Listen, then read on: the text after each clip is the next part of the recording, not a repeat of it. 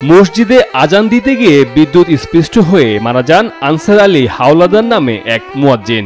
আমরা একটা মর্মান্তিক মৃত্যুর মধ্য দিয়ে আজকের আমাদের এই আনসার চাচা শেষ বিদায় জানালাম। আনসার চাচা সবসময় একটা কথা বলতেন, সুলাইমান আমার মৃত্যু হবে দেখিস বাবা মসজিদে আজান অবস্থা। ঝালকাঠির নলছিটি উপজেলার বারৈকরণ গ্রামের সাবেক চেয়ারম্যান সৈয়দ হোসেনের বাড়ির মসজিদে এই ঘটনা ঘটে। গতকালকের আসরের আজান দিয়েছে উনি, আজান দেওয়ার পরে আজান শেষ করিয়া গজল শুরু করছে। তাই গজলের শেষ পর্যন্ত যাইতে মনে হয় যে পারে নাই, তাই আজান দিছে তো হইলে যাইয়া স্টানের উপরে, তা ওই যে মাউথের তার লিক ছিল।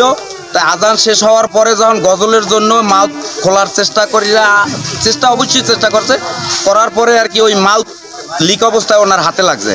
তা হাতে লাগার পরে তো শর্ট খাইছে, শর্ট খাওয়ার পরে যে বুকে আনিয়া মাউথ বুকে লাগানো ছিল, বুক পুড়িয়ে গেছে, দুই হাত পুড়িয়ে গেছে এবং ওই অবস্থায় ছিটকাইয়া পাশে যে বারান্দার মানে মসজিদের ভিতরে ওঠার জন্য দরজার উপরই পড়িয়ে আছে। স্থানীয়রা জানান, নিহত আনসার হাওলাদার সৈয়দ হোসেনের বাড়ির মসজিদে দীর্ঘদিন মুয়াজ্জিনের দায়িত্ব পালন করেছেন। দীর্ঘদিন ধরে হয়তো 20 বছর ধরে উনি এই মসজিদেরই লালন পালন করে এবং এই মসজিদের সাথেই ওনার এবং ওনার একটা প্রতিজ্ঞাও ছিল, হয়তো আল্লাহ কায়েম করছে, এটাই মনে হয় যে উনি এই মসজিদেই যেন মারা যায়। 31 জুলাই বিকেলে মসজিদে আজান দিতে যাওয়ার পরে বৈদ্যুতিক শর্ট সার্কিটে বিদ্যুতায়িত হয়ে ঘটনাস্থলে মারা যান আনসার আলী। কোনো টাকা পয়সা নিত না আমার বাবা মসজিদের খেদমত করতো অনেক।